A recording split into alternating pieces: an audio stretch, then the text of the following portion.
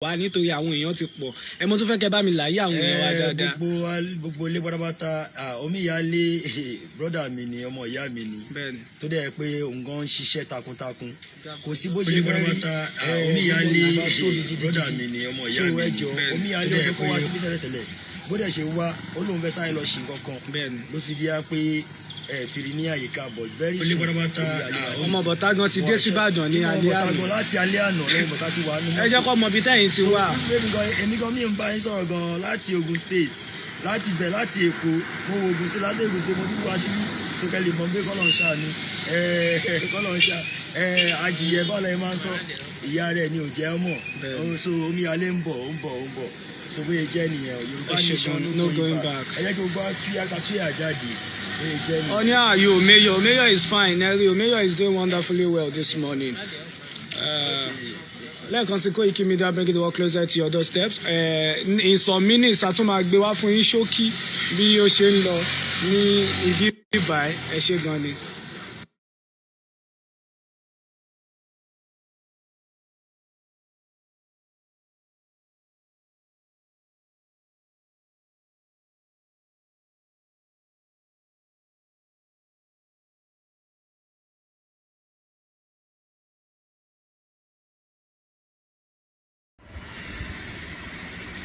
Life is so funny. You come with nothing, then fight for everything, and later leave everything and go back with empty hand. God is powerful. Life is so funny. You come with nothing,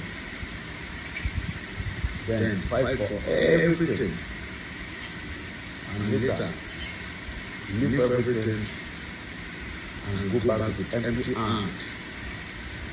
God is powerful. Life is so funny. You come with nothing, and then fight for everything, and later leave everything and go back with empty hand. God is powerful. Life is so funny. You come with nothing, then fight for everything, and later leave everything and go back with empty hand. God is powerful. Life is so funny. You come with nothing, then fight for everything, and later leave everything and go back with empty hand. God is powerful.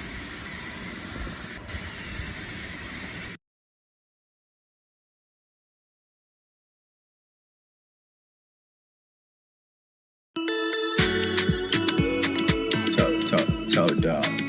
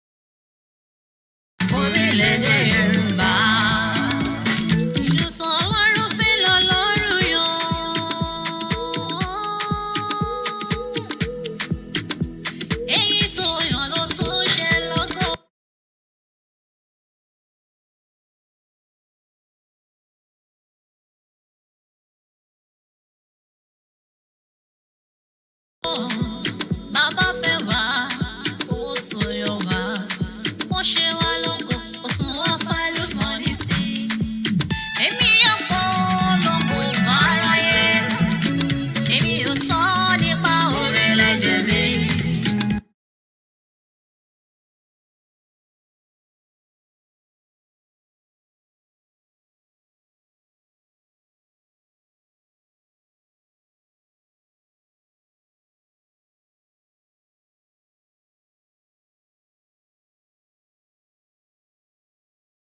The federal government wanted to assassinate Chief Sunday Adeoyo Igboho in his house. I say a very good morning once again to those of you that have joined us from different parts of the globe. As we are saying, live transmission will be coming from Ibadan, precisely southwest of Nigeria, where the case between the federal government and the lawyer representing Chief Sunday Adeoyo Igboho will go ahead this morning. Already, there's been a short signal. We're waiting for the team, to give us more signal, in the next few hours. But for now, let's listen to, what actually started. For the benefit of those that were not able to get the signal on the on our YouTube channel, we will be giving you exactly what have been said so far. Nothing much apart from people have been arriving. The clarion call was made, especially from our father, the man that is well loved, the man that believes that the Yoruba people is being marginalized, and that is the only reason that the government, decided that they would rather, take him out. Let's just listen to that clarion call that he himself personally made yesterday. Okay, gbogbo ẹ̀yin ọmọ Yorùbá nílé lóko lẹ́yìn òde orúkọ mi ní Sunday Adéyẹmọ àti gbogbo ìmọ̀ Sunday Igboho. Mo fẹ́ kí gbogbo yín kẹ́ bá mi join gbogbo àwọn ọmọ tí wọ́n ń bọ̀ níbi kóòtù àbí kóòtù yẹn lọ́la. Mo fẹ́ kẹ́ túyáyà kẹ́ wá yẹ mi sí ní kóòtù yẹn. Mo fẹ́ kẹ́ jọ ọbẹ̀ yín ni. Àtọmọdé àtàgbọ́n fẹ́ kẹ́ túyáyà kẹ́ wá yẹ mi sí kóòtù yẹn. Ṣé mo dúpẹ́ gan. Well, ohun bàbá wa Chief Sunday Adeoyo Igboho òun lẹ gbọ́ yẹn pé personally an appeal to gbogbo ọmọ Yorùbá pátápátá tó ń bẹ ní ìlú ilẹ̀ Yorùbá lókè lọ́hùn. Ẹja àtúgbọ́n tí wọ́n sọ ní àná nígbà tí wọ́n fi ohùn yìí ránṣẹ́. Mo kí gbogbo ẹ̀yin ọmọ Yorùbá nílé lóko lẹ́yìn òde orúkọ mi ní Sunday Adéyẹmọ àti gbogbo ìmọ̀ Sunday Igboho. Mo fẹ́ kí gbogbo yín kẹ́ bá mi join gbogbo àwọn ọmọ tí wọ́n ń bọ̀ níbi àkọ́tù àbí kóòtù yẹn lọ́la. Mo fẹ́ kẹ́ túyáyà kẹ́ wá yẹ mi sí ní kóòtù yẹn. Mo fẹ́ kẹ́ jọ ọbẹ̀ yín ni. Àtọmọdé àtàgbọ́n fẹ́ kẹ́ túyáyà kẹ́ wá yẹ mi sí kóòtù yẹn. Ṣé mo dúpẹ́ gan. Wọ́n ní àwọn bẹ̀ wá pé ká jáde ká túyáyà. Wọn ò ní ká jáde ká wá fa ìjọ̀gbọ̀n. Wọn ò ní ká jáde ká bẹ̀rẹ̀ sí ń da nǹkan rú, ká bẹ̀rẹ̀ sí ń da àdúgbò rú. Bọ̀ wọ́n ní ká tú jáde kí ìjọba lè mọ̀ pé èèyàn ń bẹ lẹ́yìn bàbá wa Chief Sunday Adeoyo Igboho. Orúkọ tèmi ni Ọláyọmí Kóìkì tí gbogbo yín mọ̀ sí Koikimedia. Lẹ́ẹ̀kan sí àwọn ọmọ wa ti sọ̀rọ̀ fún bí 8 minutes lẹ́ẹ̀kan. I'm gonna be waiting for another signal, but before that a máa play èyí tí wọ́n ti fi sọ̀rọ̀ tẹ́lẹ̀ fáǹfààní èyí tí ẹ gbọ́ nígbà tí àwọn ọmọ yẹn went live lẹ́ẹ̀kan. So, but while I'm doing that, let's listen again to our father, Chief Sunday Adeoyo Igboho, popularly known as Igboho Osha. Ọmọ Yorùbá nílé lóko lẹ́yìn òde orúkọ mi ní Sunday Adéyẹmọ àti gbogbo ìmọ̀ Sunday Igboho. Mo fẹ́ kí gbogbo yín kẹ́ bá mi join gbogbo àwọn ọmọ tí wọ́n ń bọ̀ níbi kóòtù àbí kóòtù yẹn lọ́la. Mo fẹ́ kẹ́ túyáyà kẹ́ wá yẹ mi sí ní kóòtù yẹn. Mo fẹ́ kẹ́ jọ ọbẹ̀ yín ni. Àtọmọdé àtàgbọ́n fẹ́ kẹ́ túyáyà kẹ́ wá yẹ mi sí kóòtù yẹn. Ṣé mo dúpẹ́ gan. Once again, a very good morning, and I say good morning, good afternoon, good evening, from wherever you're watching, as we are getting ready, to give us the highlight so far, highlight of what is happening inside well, not literally inside, but outside the vicinity of the court where it will all happen this morning. My name is Olamilekan. also known as Koikimedia, the spokesman for Chief Sunday Adeyemo Igboho. We will be giving you all the feed coming out of Ibadan. But for now, for the benefit of those that miss the earlier broadcast that was made just about some few minutes ago, I will be giving us some highlight of that in just about a few minutes. Once again, let's enjoy this little bit of interlude.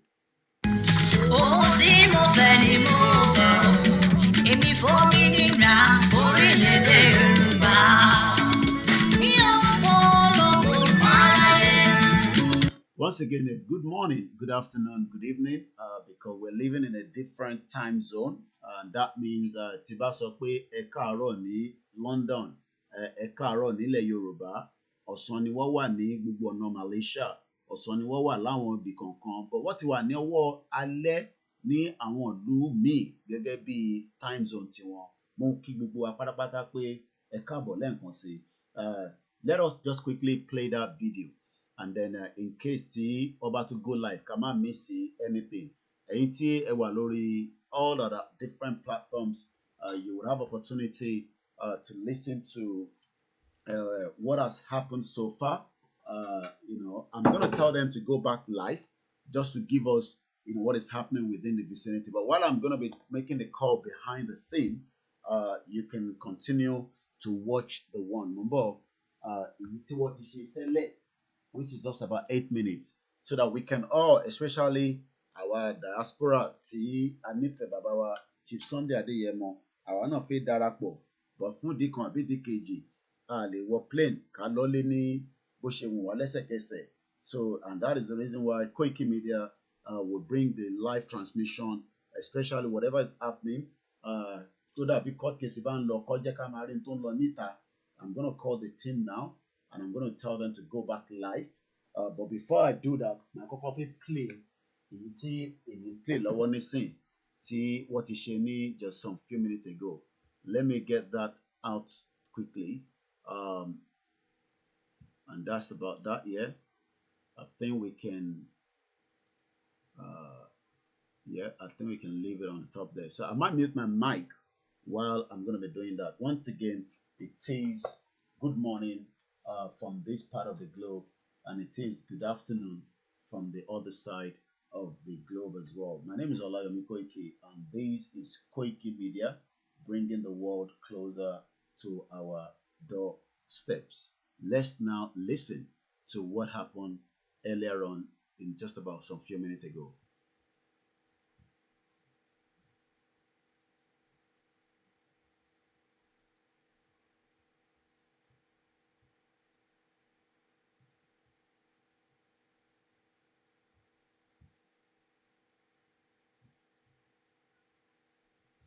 We'll come back just a few minutes. I think I need to refresh.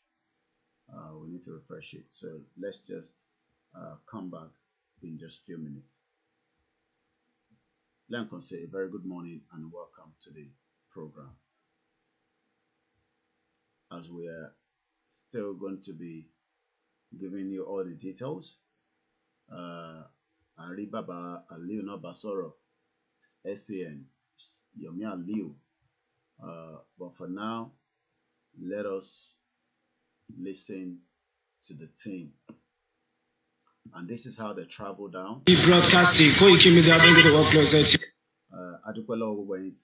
And support the platform that is also giving you all the latest. But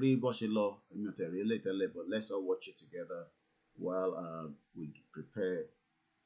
I got it ready now. Okay, I might put a bigger.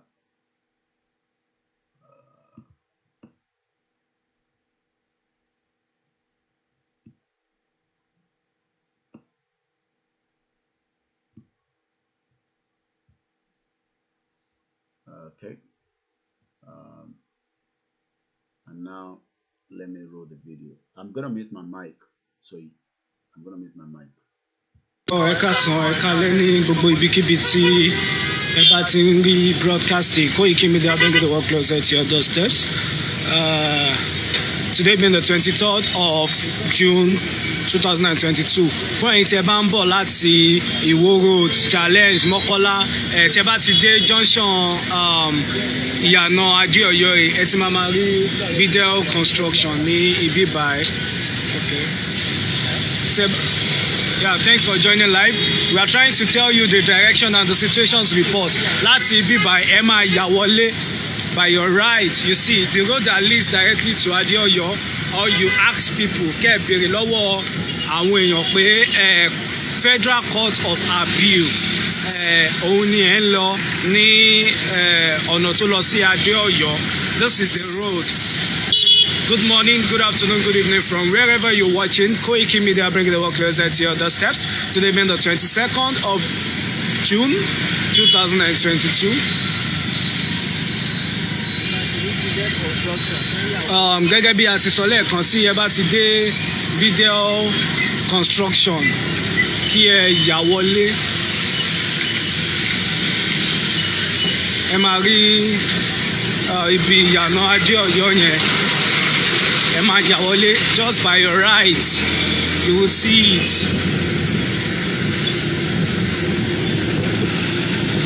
We are trying to tell you the situations report. Ẹ̀yin tẹ́ bá wo broadcast yẹn share. Àwọn èèyàn ti wà ń bẹ̀ o, there are many people there. A kò padà kẹ́ lè mọ ojú ọ̀nà ni. So thank you. Ẹ máa fi àdúrà sìn wá. Kí ẹ̀yin náà kẹ́ẹ̀dẹ̀ join wa náà. Ẹ̀yin tí ẹ bá wà ní Ìbàdàn, tẹ́ bá wà outside Ìbàdàn bí Abẹ́òkúta, the time is still, you can still make it. Ẹ wo ìdímù pass here. Ẹ máa gbàgbé ìgbà CAC African bó ṣe wà ń bẹ̀. So this is just the road to the place, the road map. Ẹ ti rí báyẹn, yeah, freedom. Mo fẹ́ kẹ́ mọ̀ pé kéèsì yìí ó ṣe kókó gan nínú ìrìn àwọn Yorùbá nation. So ẹ dẹ̀ máa wọlé sí Dubai. Ó ṣe pàtàkì gan nínú ìrìn àjò wa. Court yẹn òun ni, this is the Federal Court of Appeal. Ẹ ti rí òun nìyí, this is where the case will be done. Ẹ rí pé àwọn ọlọ́pàá gan ti wà ní ibi báyìí. The police are here. This is the situation report. Morning, sir. The police are here to make sure everything goes in order. Oh no, so ẹ̀yin tí ẹ bá ti ń bọ̀, tẹ́ bá ti dé junction tẹ́ rí Video Construction. So ẹ máa yà by your right and you enter into the court. So the police are here to make sure everything goes in order. Nítorí àwọn èèyàn wa máa pọ̀ gan ní ibi báyìí ní àárọ̀ yìí. Àwọn èèyàn wa náà ti ń wà ní ibi báyìí. Our people are here. Thank you for joining live. Ẹ share broadcast níbikíbi tí ẹ bá ti ń wò. Mo fẹ́ kẹ́ mọ̀ pé kéèsì yìí ó ṣe kókó gan nínú ìrìn àjò Yorùbá nation. Wọ́n gbọ́dọ̀ fún bàbá wọn Olóyè Sunday Adéyẹmọ Ìgbòho ṣá, wọ́n gbọ́dọ̀ fún wọn ní ẹ̀tọ́ wọn. Wọ́n ò gbọ́dọ̀ fi ẹ̀tọ́ wọn dùn wọ́n. Ó ṣe kókó gan.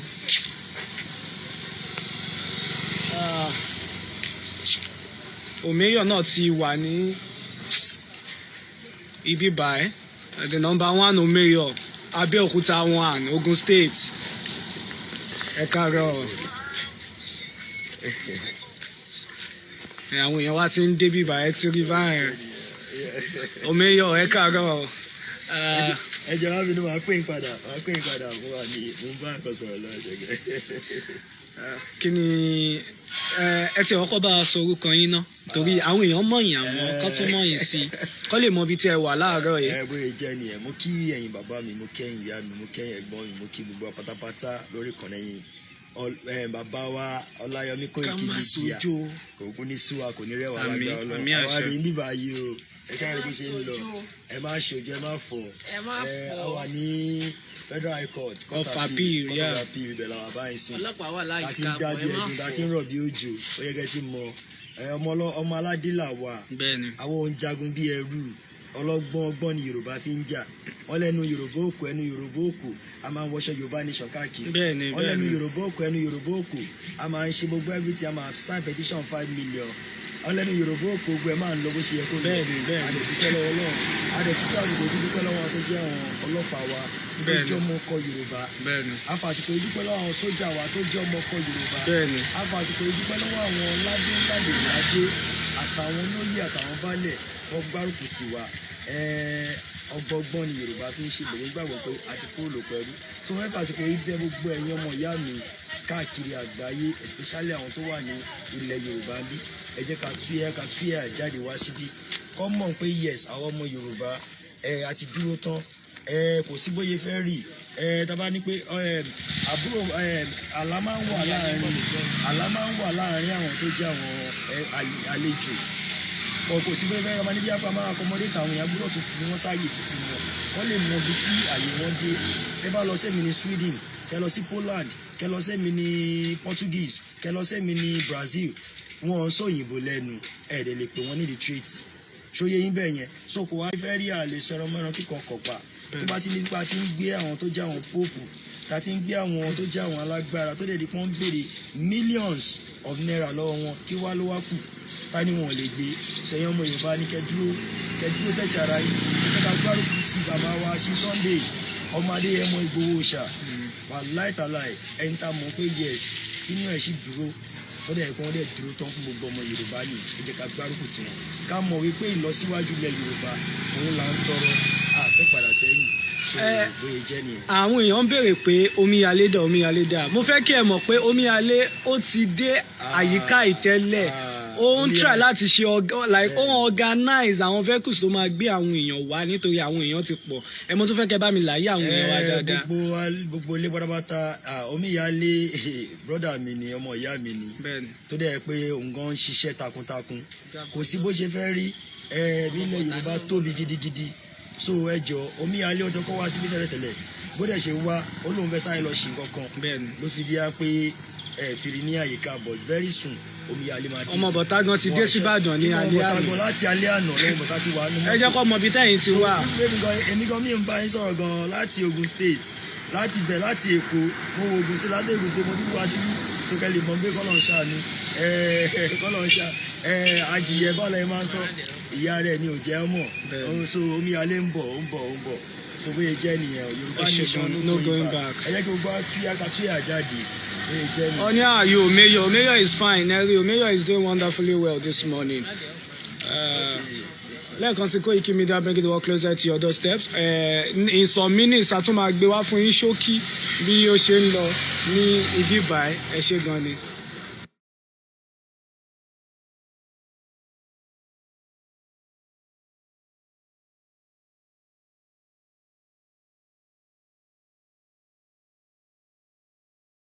The world closer to our doorsteps. Let's now listen to what happened earlier on in just about some few minutes ago.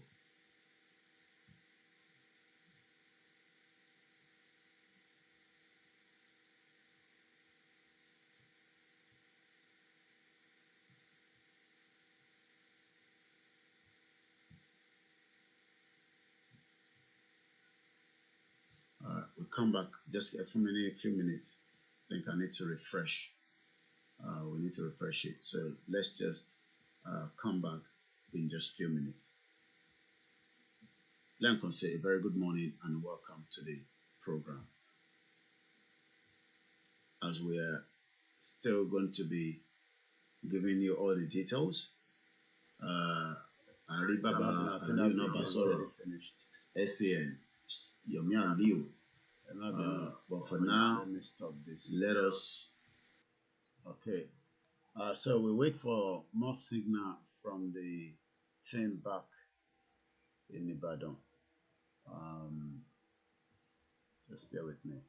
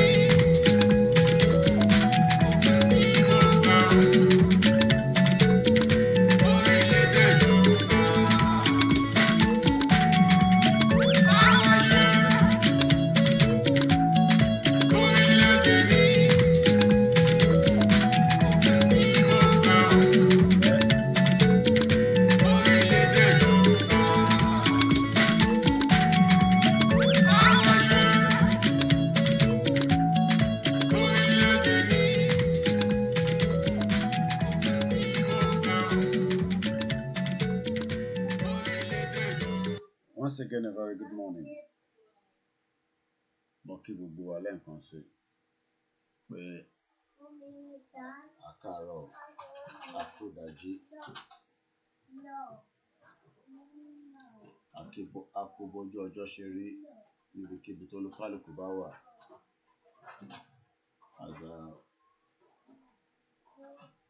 Today is another court case that is going to happen in Ibadan.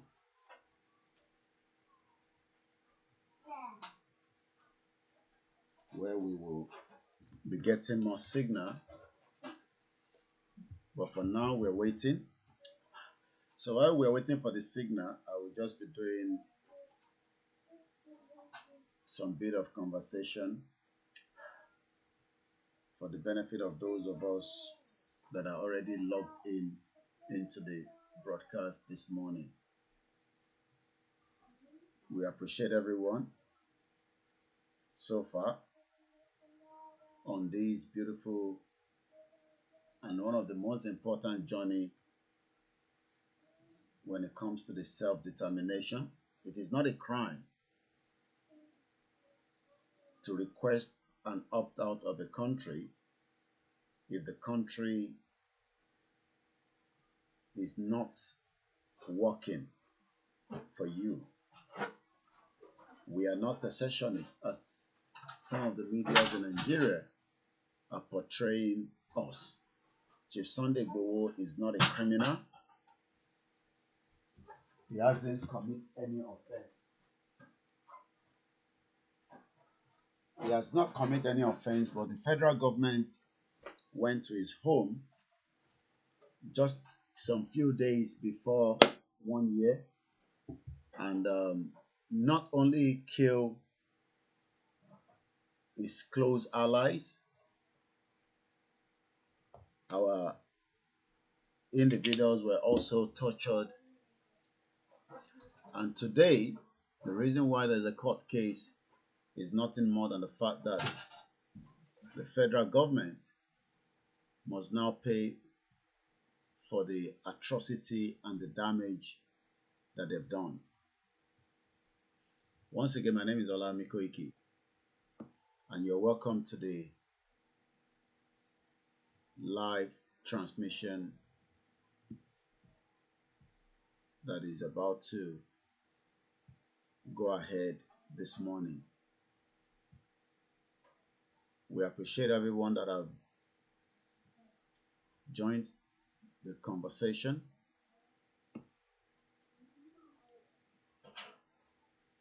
Chief Sunday Igboho, as we all know,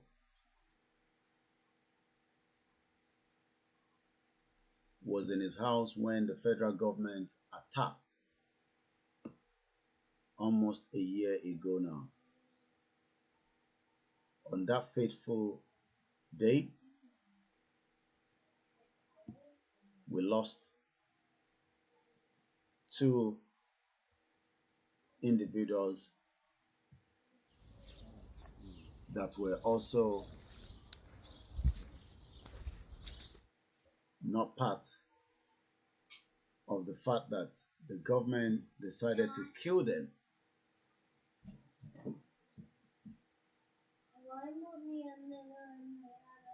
Once again, a very good morning to those of us that have joined as we will be looking into gbogbo bó ṣe ń lọ láàárọ̀ yìí.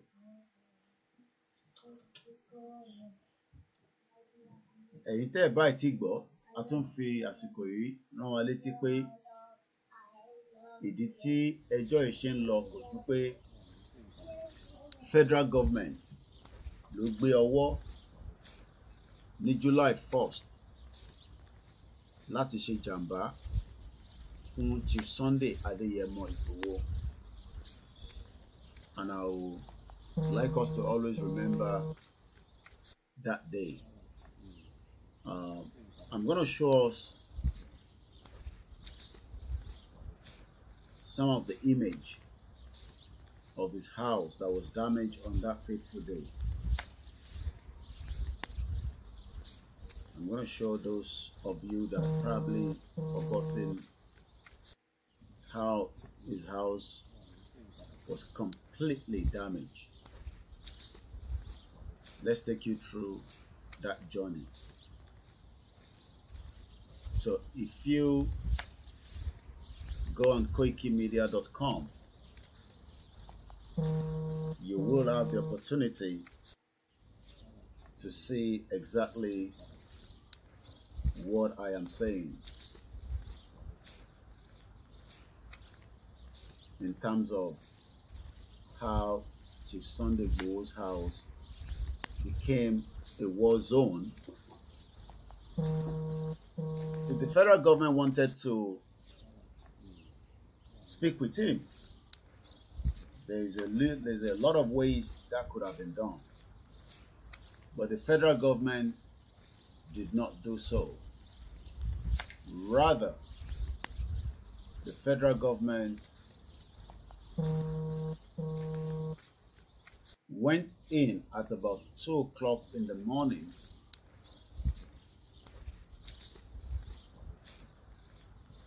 while everyone was sleeping.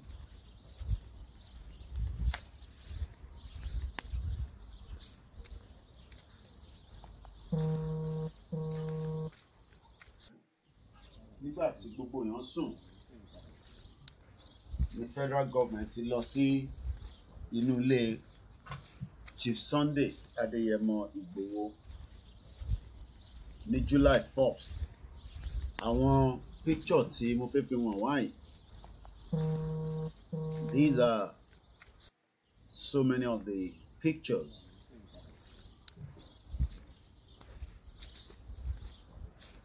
tí àwọn ìṣẹ̀lẹ̀ tí ó ṣẹlẹ̀ lẹ́yìn ìgbà tí a ní access láti lẹ́yìn ìgbà tí wọ́n lọ. Mo fẹ́ kí gbogbo wa máa wo àwọn àwòrán yìí ká fi rántí pé ìṣẹ̀lẹ̀ tá à ń sọ yìí ó mà mẹ́mi lọ níjọ́ tá à ń sọ yìí. Ẹni bá wà nínú ilé níjọ́ yẹn ló lè ròyìn.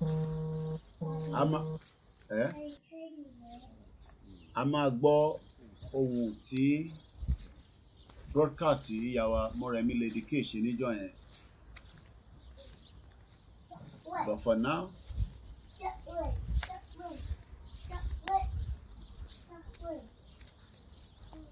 àkọ́kọ́ wo gbogbo àwọn images.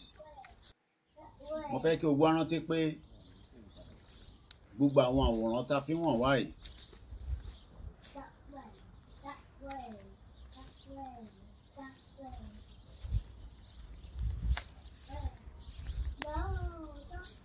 àwọn ìṣẹ̀lẹ̀ tí ẹ̀ ń rí nínú ibi báyìí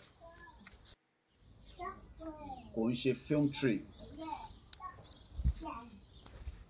Àwọn ìntí federal government ọwọ́ tó gbé wá nígbà tó fi wá pa Ìgbòho sínú ilé. Òun ni àwọn image tẹ̀ ń wò yìí. Ẹ farabalẹ̀ kẹ́ wo gbogbo àwọn buildings yìí, àwọn machine gun tó gbé wá tí wọ́n fi pa Ìgbòho pẹ̀lú babaláwo tó gbé wá tí wọ́n gbàgbé pé Ọlọ́run ọba ni ó ń protect bàbá wa Chief Sunday Igboho. Kódà àwọn kan sọ pé ṣèbó ní nǹkan tí bàbá wọn tọ́ fún wọn, kí ló dé tó ọjà. Ọ̀pọ̀lọpọ̀ sọ oríṣiríṣi. Ẹ̀jẹ̀ tí ẹ̀ ń wò nílẹ̀ lẹ́yìn. Ẹ ṣé gan ni ìyàwó Janet Martin, good morning. Ẹ̀jẹ̀ tẹ́ ń wò yìí kò ń ṣe ẹ̀jẹ̀ ẹran, kò dẹ̀ ń ṣe ẹ̀jẹ̀ adìyẹ. I guess our team are back. Okay. It's just a short video. I'm not sure what.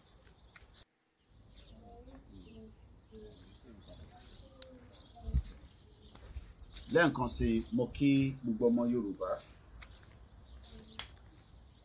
tó wà nílé àti tó wà lóko ẹ̀yin náà gbé yẹ̀wò ẹ wo àwọn ẹ̀jẹ̀ tẹ́ ń rí nílẹ̀ lẹ́yìn ìwọ náà máa fi ṣírò pé tó bá jẹ́ pé dádì ẹni wọ́n pa sílẹ̀ lẹ́yìn ǹjẹ́ inú wọn náà máa dùn sí ẹ̀jẹ̀ tí ẹ̀ ń wò nílẹ̀ lẹ́yìn ẹ̀jẹ̀ ìkànnú àwọn ọ̀rẹ́ olólùfẹ́ bàbá wa Chief Sunday Adéyẹmọ Ìgbòho Òòṣà òun lẹ̀ ń wò yìí.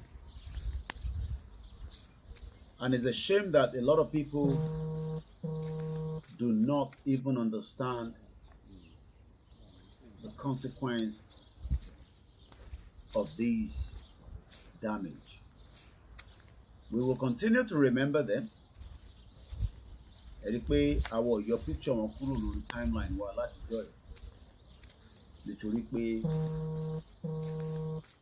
their fathers, their uncles, but they were killed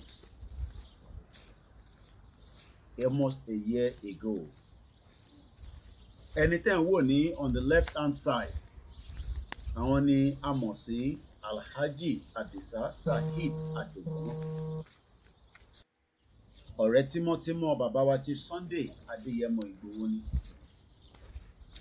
He was passing the night at Chief Sunday Igboho's house on his way from his trip. Kó tó di pé ìṣẹ̀lẹ̀ ọjọ́ July 1st ìṣẹ̀lẹ̀.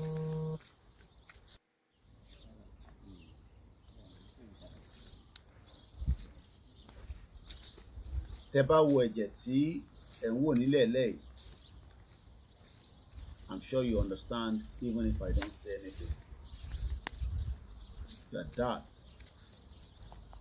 is what the federal government did by making sure that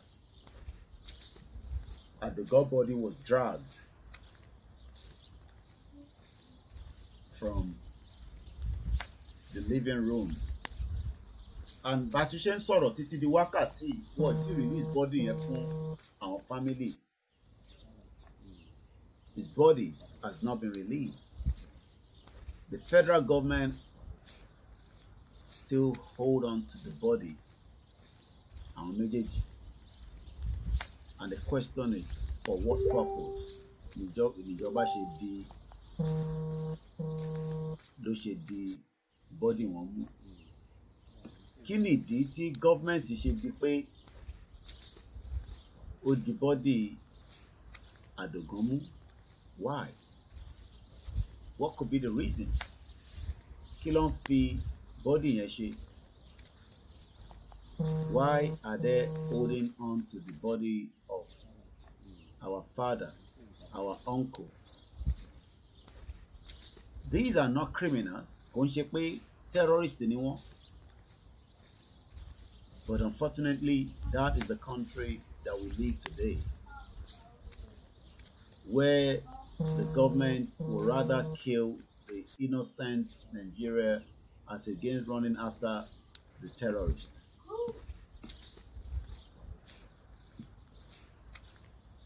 And today, ọ̀pọ̀lọpọ̀ ọmọ Yorùbá wọ́n ti gbàgbé, just as bá ṣe gbàgbé àwọn tí wọ́n pa ní Ọ̀wọ̀, bá ṣe gbàgbé bó ṣe pa Tolúlọpẹ́, Dílégiwá, Fúnṣọ́ Williams, Bọ́lá Ìgè, and so many people like that. Ẹ̀ṣẹ̀ wo ni Ìgbòho lè ṣe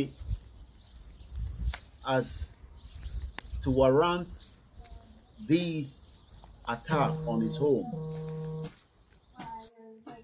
Kódà El-Rufai sọ pé àwọn ọmọ ibi táwọn terrorists wà, but up to now the government have not been able to bring any terrorist into any court of law. But rather, the government is quick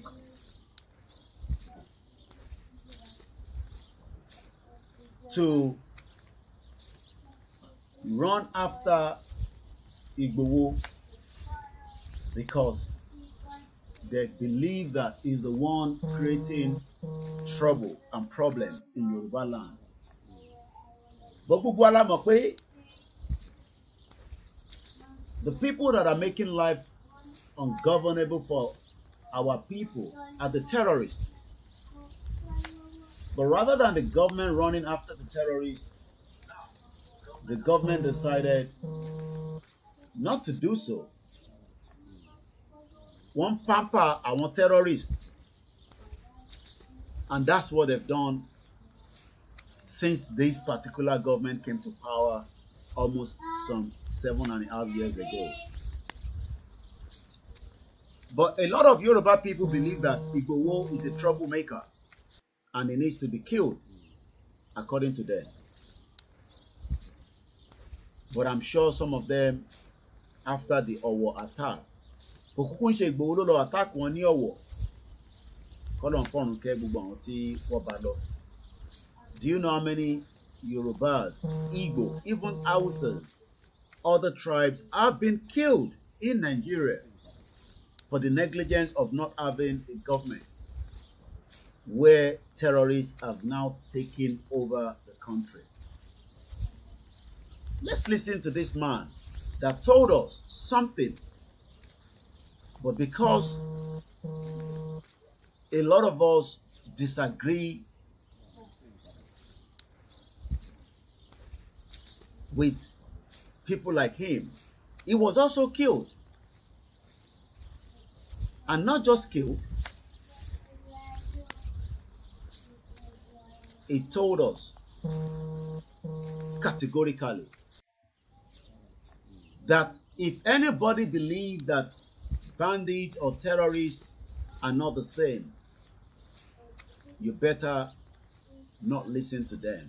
I'm talking about the one and only the late Dr. Malafia Obadiah. Which is it for you, Dr. Obadiah? Do you think the government is unwilling or unable to protect the people of Southern Kaduna? In fact, it is not only unable, it is unwilling, and we have good reason to feel that they are part and parcel of the killers. Let me make some revelations to you. That's a very big allegation, Dr. Obadiah. The government is part and parcel of the killers. That's big. Yes.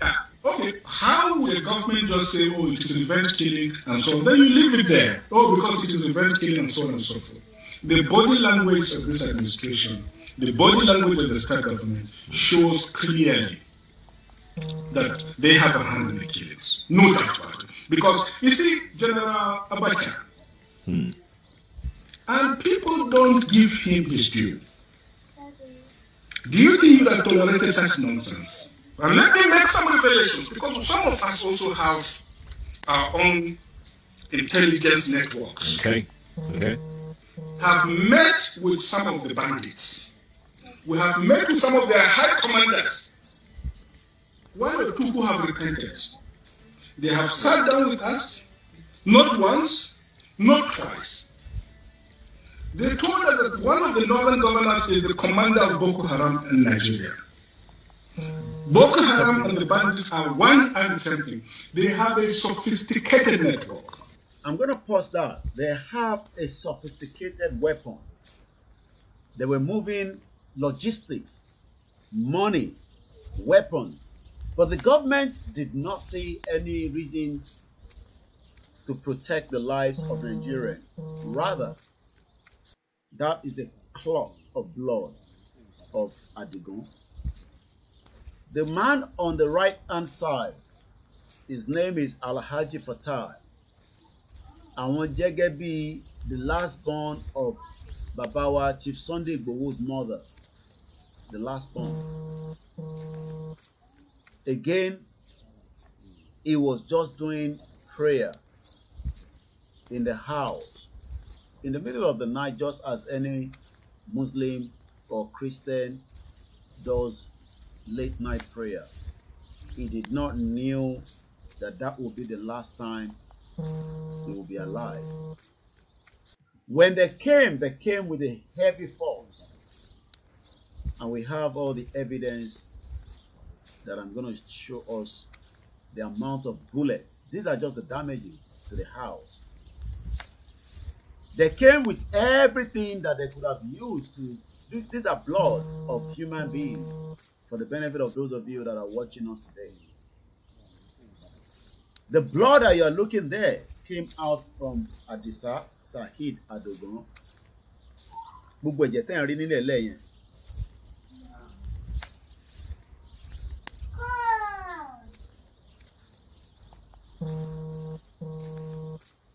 Bẹ́ẹ̀ni, ìjọba ayédàrú, ìjọba mùjẹmùjẹ, bẹ́ẹ̀ni, ìjọba Boko Haram. But Yoruba people still believe that things can be changed. You don't know who you are dealing with. These are pure terrorists in government, in disguise.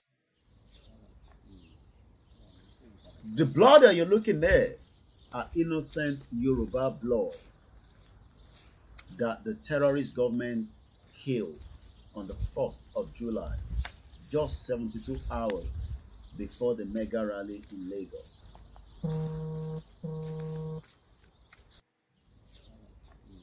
They have a sophisticated network. If Yoruba people do not understand the meaning of sophisticated, you need to go and look at the dictionary. But some Yoruba are saying that Chief Sunday Igboho ló lọ fara ẹ̀ sí ìrìn. Chief Sunday Igboho náà ló fara ẹ̀ sí ìrìn tàfi wá pa yín ní Ọ̀wọ̀. Èyí tó ń kidnap tó ń gba 1 million, 2 million, 1.5, and they've damaged the lives of millions of Yoruba people, and even those that are non-Yorubas. But the Yorubas are saying, tí Igboho bá dá sí, ìṣẹ̀lẹ̀ yẹn ò ní ṣẹlẹ̀ sí. But èyí tí ó ṣẹlẹ̀ after tí Igboho kò dá sí, do you know how many people were killed while Chief Sunday Igboho was apprehended? These are just, I want to show us the kind of damage. I'm sure you know what this all looks like.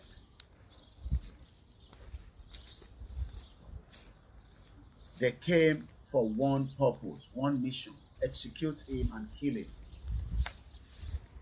Little back by Igboho, the Yoruba people will go silent, just as they killed the late Chief MKO Abiola, just as they killed Dele Giwa, just as they killed Funshaw Williams, Bola Ige, Funmilayo Ransom Kuti, just as they killed Tolulope Arotile, Pelumi Onifade, Jumoke Oyeleke, Justice for Bamishe.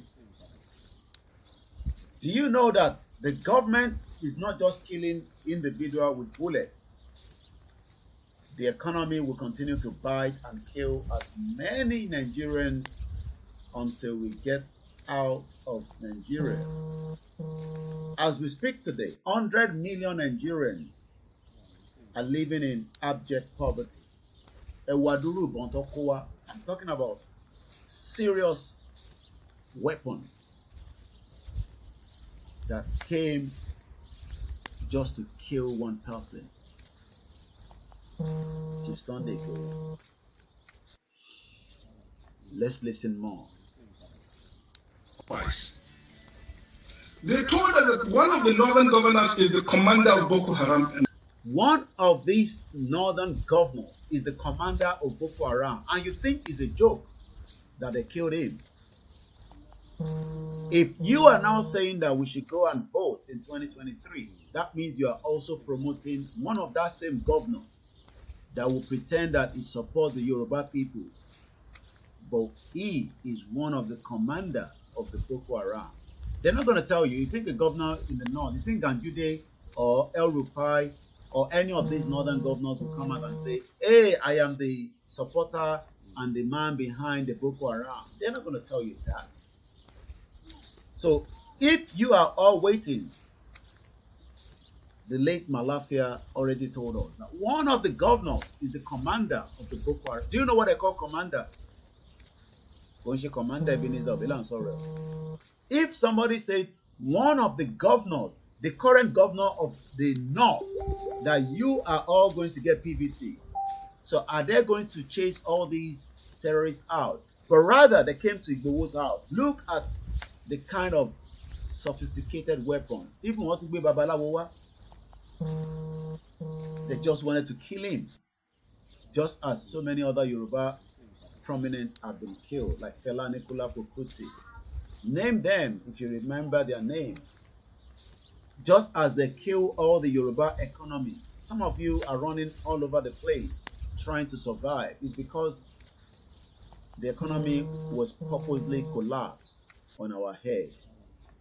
It will also come out because if you go to the farm, you will be killed by the terrorists that have invaded all the parts of the Yoruba land, the Igbo and the Middle Belt. But rather, a lot of Yoruba people are saying that Igboho was a troublemaker. Let him go and sit down so that we can fix Nigeria. The Nigeria that your father, your great-grandfather, your grandmother, your parent never fixed. So you are now smarter than them. You can fix Nigeria with the PVC. When the first ever election was rigged by the British government for the North. Some of you now are more intelligent than Igboho. You think that the PVC will deliver you from the Messiah that is coming. Atiku, the Barawo Banzani, the Tinubu, the Barawo Banzani, Peter Obi, the man that you are all clamoring for. You think they will give it to the Igbo. The Igbo has been marginalized. The North would rather not give to any one of us because they cannot even stand the Igbo people. They hate them so much. The Northerners hate the Igbo. And just as we might not like each other as well, and that means there's no unity among Nigerians. We can live together, we can marry each other, but there will never be unity among us because the way the British has brought this on us. And that is why they can easily come to Yoruba land, just as they've done in the past. When the late chief Obafemi Awolowo wanted to do his best, he was never given that opportunity. But a lot of Yoruba people would never agree with us because they believe that we are the one causing the problem in Nigeria. They cannot see beyond their nose that Igboho is not the reason why you are suffering. Igboho is well okay. His children are not in Nigeria. But he's concerned about millions of you that your life is in abject poverty. And that's what he stands for. But because we have a country that everyone believes in the media from the government, the same media, the same Buhari, dead or alive, that took power from a democratic government in 1980, you now think it will fix the problem in 2022. Millions of you will suffer before we leave Nigeria. Ọ̀pọ̀lọpọ̀ yín máa jẹ bàbá ìyà. Ìdí tẹ́ ṣe níṣẹ́ lọ́wọ́ as a graduate driving Okada all over the place is because the Yoruba industrial were killed. How will you run an industry with a diesel? How much lonta diesel láàárọ̀? So rather than looking at the issues, a lot of Yoruba people were criticizing Igboho as the problem of Yoruba land. They were looking at Chief Sunday Igboho as the man that was creating havoc. Yes? All right.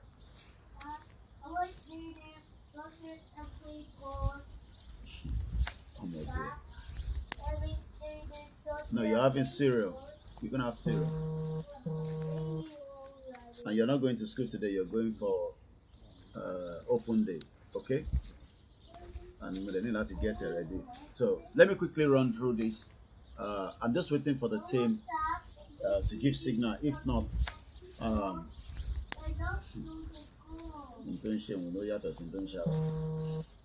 Let's go ahead with this. Nigeria. Boko Haram and the bandits are one and the same thing. They have a sophisticated network. During this lockdown, their planes were moving up and down as though there was no lockdown. Moving ammunition, moving logistics, moving money, and distributing them in different parts of the country. They are already in the south, in the rainforest of the south. They are everywhere. They told us that when they finish these rural killings, they will move to phase 2. The phase 2 is they will go into the urban cities, going from house to house, killing prominent people. I can tell you, this is the game plan. By 2022, they want to start a civil war in Nigeria. And a lot of people disagree. They say there's not going to be civil war. But you heard him there loud and clear that they want to start a civil war in Nigeria. I pray that there will not be civil war because there will be loss of lives. But the evidence that is showing around us indicates that the jihadis are already with us. The terrorists, the ISWAP. You might disagree and say that it's not going to happen. I pray as well that it's not going to happen. But evidence is showing that it will happen. But today, I cite my mom, I say good morning and welcome to the program. Okay, I think we have a post. Let's listen to this again. Daddy, Yeah? there's more post. Yes. There's more post. Go and bring the post. It's a postman. Is the postman at the door? No. Okay, put it on the table. Put it on the table. Daddy, Yes. maybe tell me something. Don't tell me anything. I'm busy now. No. Okay, I've seen it. I want to eat some. Okay, later. Not today. Once again, a very good morning. I'm going to show us the video. I think I've been able to get one of Lady K. It's a 12-minute video. Then I can be able to go and deal with Omodua. I was only allowed to get breakfast. So let me find that video. I posted it now on our timeline. I'm talking about the video that Lady K made when they came to the house. The 12-minute video that woke everybody up around the globe. It's just to remind us what actually happened. For those of you that are still in doubt that we are all in danger. Àwọn kan tẹ̀ sọ pé kò ní ever ṣẹlẹ̀ níwẹ̀. Àdúrà tèmi náà ń gbà ní pé kó má ṣẹlẹ̀. But tó bá wá ṣẹlẹ̀ ńkọ́? Tó bá ṣẹlẹ̀. Ẹ jẹ́ kí gbogbo ọmọ Yorùbá mọ̀. Tó bá ṣẹlẹ̀ kí la máa ṣe sí? Òun ni ìbéèrè tí mo ń béèrè. A máa play video yẹn nísìnyí. It's just to remind us how it all started in Chief Sunday Igboho's house.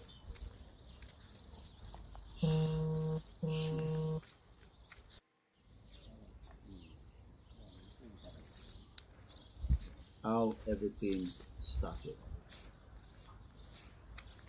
We're gonna play that video. Just bear with me. I'm just tidying up a little bit. You don't need to see my face anymore. It's good to go. I'm gonna mute my mic and I'm gonna run this video. It's a 12 minutes. I want us to remember that this everybody. Shekosi. Mambo.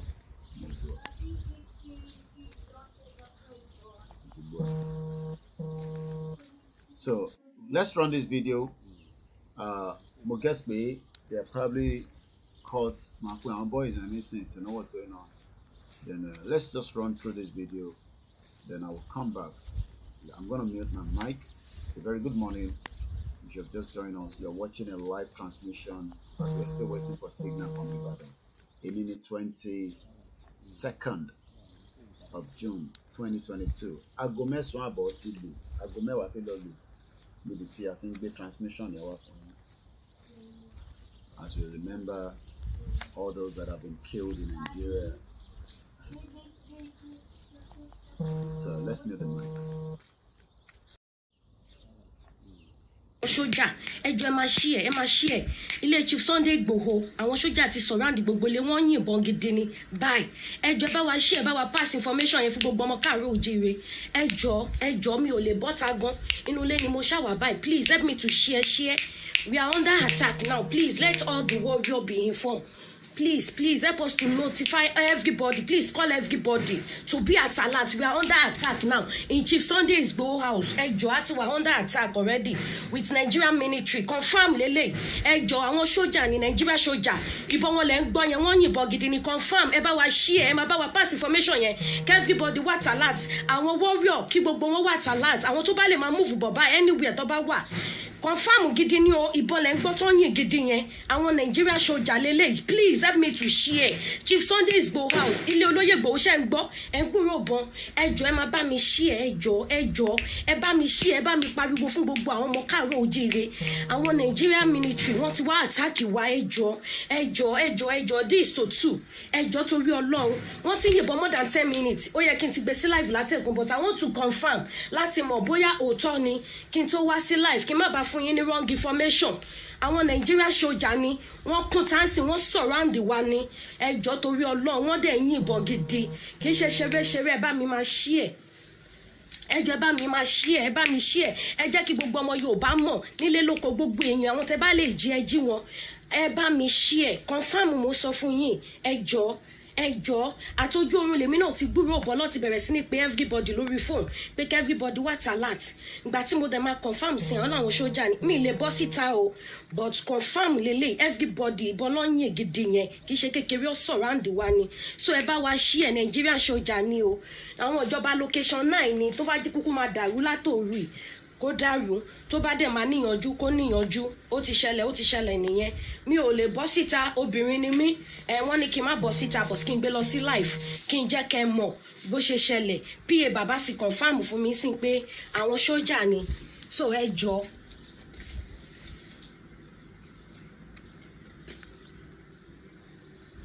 mi ò mọ bó ṣe pọ̀ tó o but wọ́n lọ ti surround wa pé àwọn sójà ni confam mo fún yín ẹ bá wa share ẹ bá wa jí gbogbo àwọn èèyàn kí wọ́n mọ̀.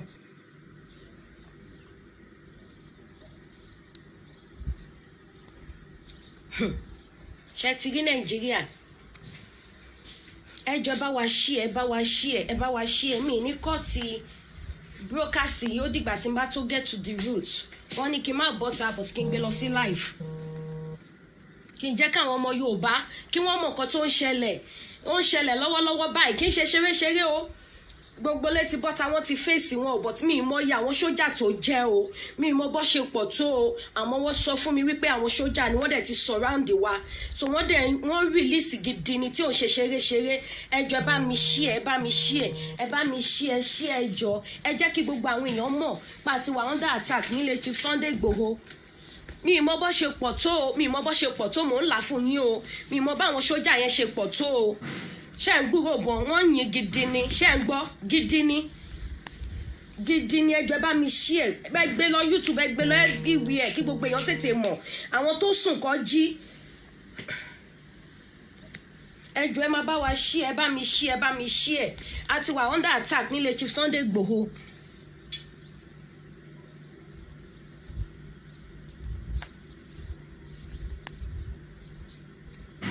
wọn ráyè wọlé o but àwọn warrior náà ti lọ fèsì wọn ta ìwé ìbọn wọn lẹ ń gbọ́ ẹjọ́ ó bẹ́tà àwọn warrior tó bá wà tó sì ẹjọ́ ẹ jẹ́ kó wá fèsì wọn níta ìta lọ wà àwọn tó dé bá dẹ̀ ń bọ̀ kọ́ mọ bó ṣe máa rìn according to nǹkan tó sọ fún mi sìn wọ́n ní wọ́n surround wa bínú jàre ta ló ń pè mí why calling me ẹ pè sórí fífẹ́ WhatsApp ẹ má pè sórí messenger òun ni mò ń lò.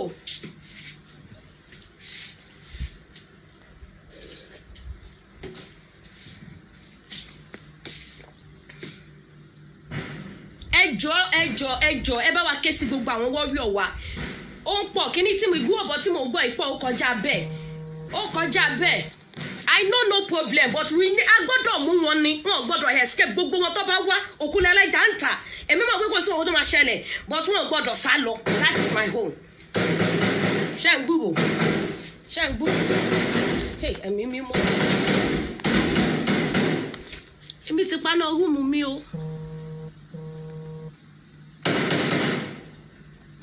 ẹjọ́ ẹ bá wa ṣe Jésù ẹjọ́ náà ẹ bá wa ké sáwọn èèyàn kan wá sọ́pọ́ọ̀tì o ẹjọ́ o lóbi jókòó.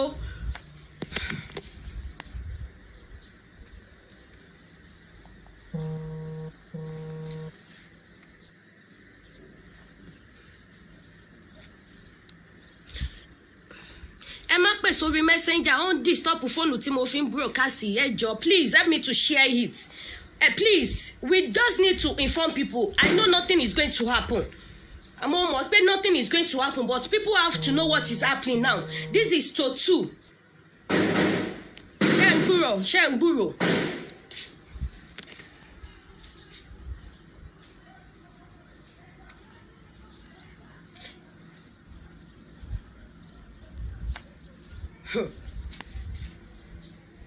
Ẹ jọ̀ọ́ bá mi share mo fi títóbi ìyọ́nú Ọlọ́run ọba bẹ̀yín ẹ bá wa share ètò yìí ẹ jẹ́ kí gbogbo àwọn ọmọ Yorùbá mọ̀ nǹkan tó ṣẹlẹ̀ nílé Chief Sunday Igboho báyìí àti wà under attack pẹ̀lú àwọn Nigerian military.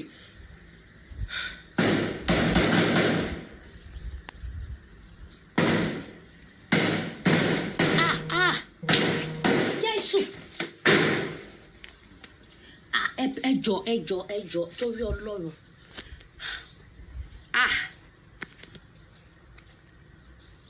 Ẹjọ́ kí ni yóò ṣe ṣeré ẹjọ́ torí Ọlọ́run ẹjọ́ ẹ bá wa ké sí gbogbo àwọn warrior please I need gbogbo wọn bíbá ẹjọ́ èmi mo mọ nǹkan tó ń ṣẹlẹ̀ ń bíbá yín sìn please.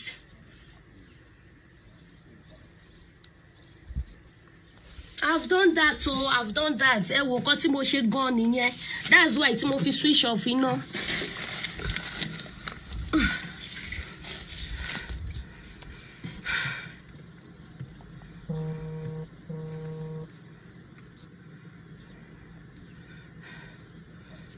ẹjọ́ bá mi share ẹ mo ti live flat ó kọjá bẹ́ẹ̀ on fire nù lé gidi gan ni ẹjọ́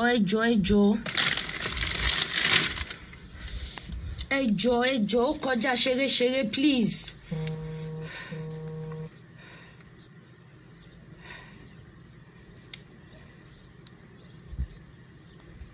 ẹjọ́ ẹ bá wa share ẹ bá wa ké sí gbogbo àwọn ọmọ Yorùbá ẹ bá wa jí gbogbo wọn ó ti ṣẹlẹ̀ báyìí eléyìí ò ń ṣe bíi tìjọ sí ẹjọ́ confam wọn lélẹ̀ àwọn Nigerian military ní ó kọjá bẹ́ẹ̀ tẹ́ bá ìṣòro tó fi ń yìnbọn yẹn sínú compound gbogbo àwọn warrior yẹn ti bọ́ táwọn ti fèsì wọn in fact mi lè ṣàlàyé bí ìbọn yẹn ṣe ń rọlé fún yín mi lè rí no ilé pọ̀ ẹjọ́ ẹ bá wa share á ti wà under attack báyìí àwọn tó bá wà nítòsí káwọn náà lè wá support please ẹjọ́. Jésù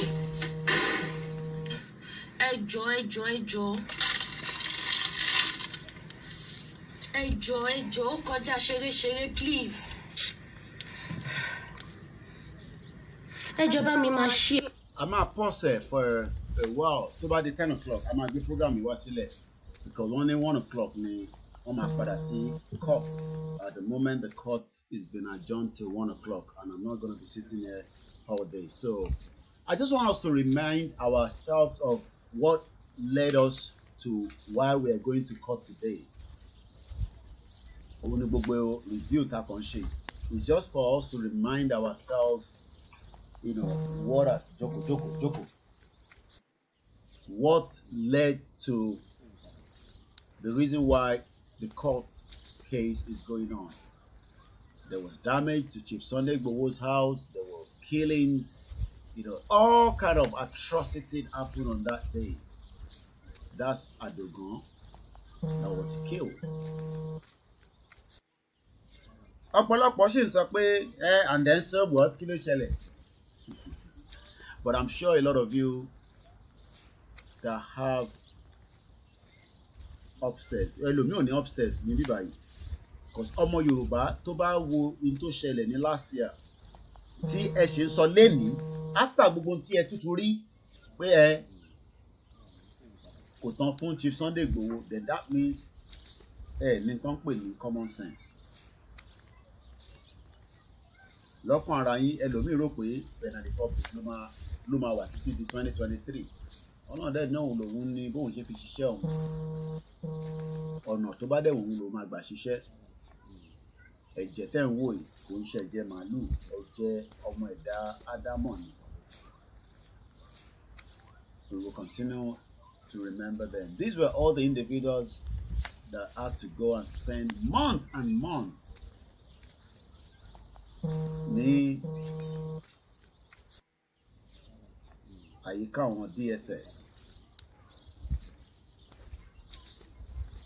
Months and months làwọn ọmọ Yorùbá lò ní ọ̀dọ̀ DSS láìṣẹ̀.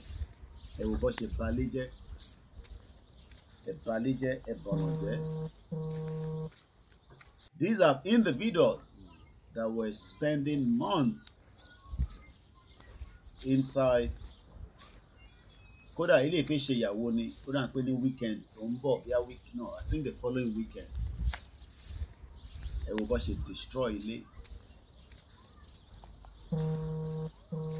And a lot of Yoruba people think this is nothing. These are the bullets. Bullet tó lọ fi pa Boko Haram tó ń terrorize yín. Ṣèbí bullet yẹn lẹ́ ń wò níwájú yín nísìn. These are individuals. We will never forget our warrior, the Moremi of our time, Lady K. She saved the lives of millions of people that day. And we will continue to be grateful to her. Kò sí nǹkan tá a lè ṣe fún ìyá yìí tó pọ̀ jù. Because she actually saved the day. Let us think about it. Imagine, from what we know, they killed the network on that day, but for whatever reason, a network was still on. If a network was not on, she would not have been able to go live on that day. And it could have been a complete different story. Wá kọ́ ní unknown gunmen ló wá sí ilé Ìgbòho, and they would have been gone. Wọ́n náà gbé petrol wá níjọ́ yẹn náà. Only God knows what we would have been saying today, a year come to the attack.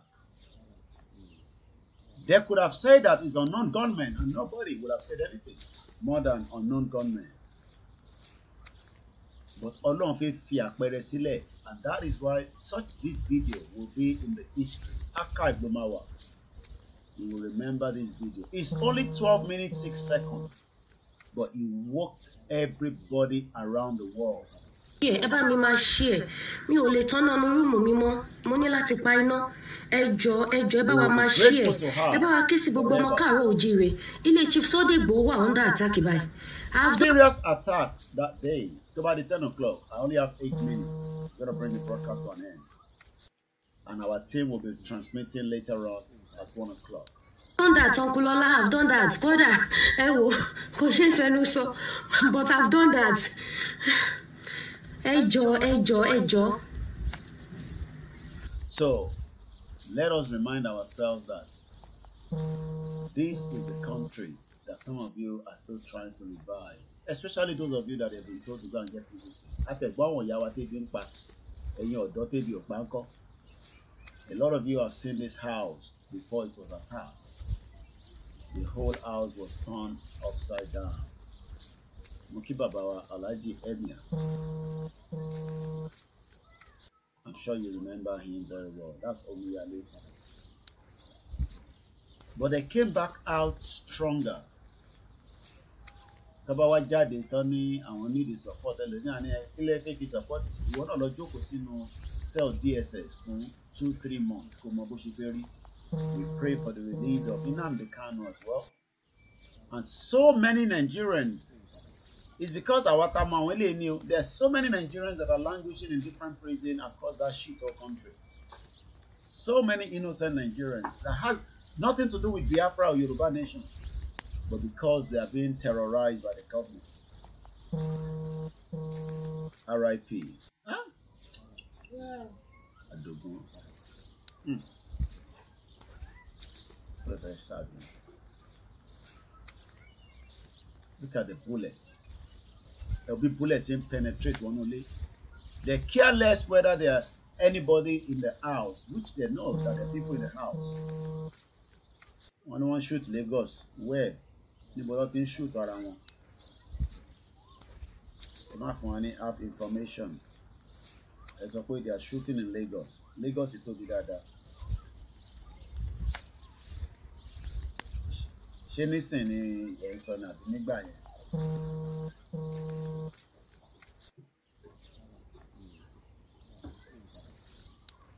Ṣé ní on the first yẹn lẹ̀ ń sọ ni? Ṣé nísìn ni shooting tó ń lọ ní Lagos?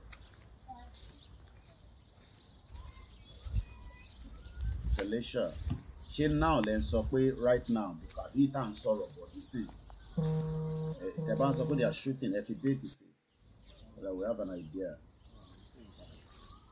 Once again, a very good morning to those of you that are watching us. We're just 6 minutes before the end of the program today.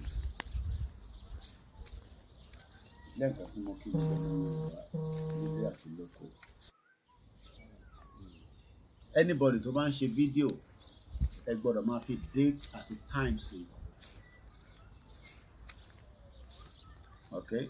You say Lady K is online saying that they are shooting in Lagos. I can't see her online. So I don't know which Lady K you're talking about. Maybe there's another Lady K that I don't know. So it might be actually Lady K online. I'm just looking at her page. She's not live. So if there's anybody news with me, I don't know. Eh? What? You want apple juice? Okay, I'm coming. What polo gbogbo say? Morimbe, Auntie Malajere. You want apple juice? Okay, you got my boy Lady K. I'm at the program. Ẹ̀yin èèyàn, ẹ má máa wòran, ẹ̀yin abiyamọ, ẹ má máa sùn, ẹ má máa sùn, ẹ jọ̀ọ́, ẹ má sùn. Yes, it's at home. Ẹ jọ̀ọ́, ẹ bá wa share, ẹ bá wa ké sí gbogbo àwọn warrior kí gbogbo wọn máa bọ̀ kó wá support so that àwọn á lè capture àwọn tó ń bọ̀ láti ìta wọ́n á lè mú wọn láti ẹ̀yìn. Ẹ jọ̀ọ́, ẹ bá wa share fún gbogbo àwọn warrior Yorùbá nation. Yes, ẹ jẹ́ kó mọ̀ pé yes, àwa gan wà lákọ. Thank God wípé everybody ò sùn. Even me myself, mi tí sùn mo kàn lie down sórí bẹ́ẹ̀dì ni mo ṣáà ń gbúrò bọ̀ yẹn. Òun lẹ̀ ń gbọ́ yẹn. Ẹ jọ̀ọ́, àwọn warrior wa náà ti ń gbìyànjú but notwithstanding náà ẹ gbọ́dọ̀ wá support wọn gbogbo ẹ̀yin warrior ọmọ ọkọ ilẹ̀ káàárọ̀ oòjíire tí ẹ kì í ṣọmọ àlè. Ẹ jọ̀ọ́, ẹ bá support ẹ̀yin tẹ́ bá wà nítòsí.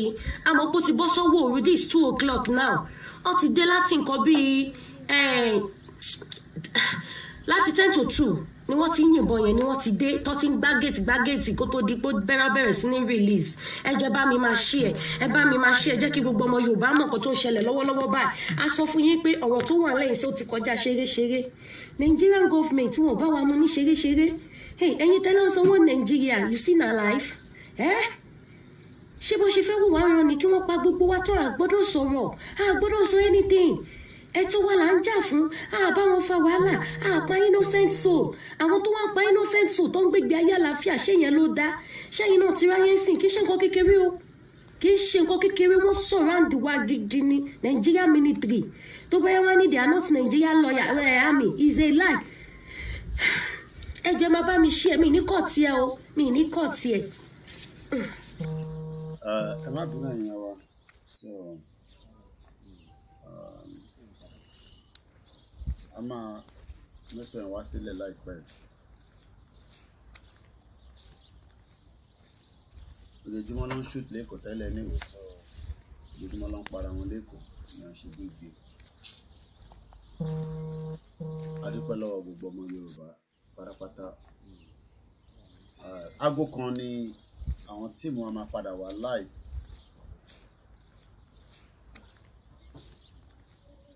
More program, right? More program. All right. So, about the 1 o'clock, our team will be back to give you all the latest updates. Láti tó ṣẹlẹ̀ ní court ní Ìbàdàn. But lọ́wọ́lọ́wọ́ nísìn, a máa gbé ètò wá sílẹ̀. Mo kí gbogbo alẹ́ nǹkan sí ibikíbi tẹ́ bá ti ń wò àtọ́ tó ń gbọ́ wá.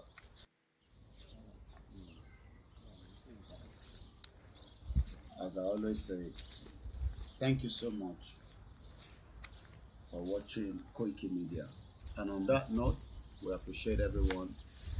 We say very good morning. We will continue to remember all those that have been killed in Nigeria today. We will not forget any one of them. We will remember them for a very long time. And on that note, I say have a very good afternoon, good morning, good evening, depending on what part of the globe you join the broadcast. We hope to be back soon. But be rest assured that my team on the ground will be back live maybe in about 3 hours. I might not be able to transmit it from here, but I've told them to also transmit it on the YouTube. It cost us a lot of money to transmit on the YouTube.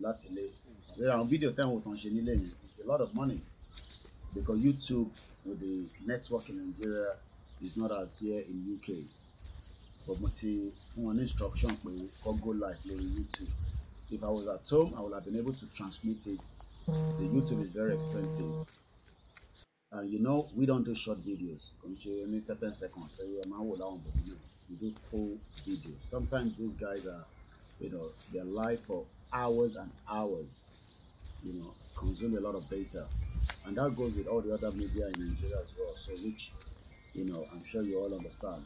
But I've instructed them to go live on the YouTube so that they will YouTube. So they have to follow all the updates. But from my side here, I hope you've enjoyed the short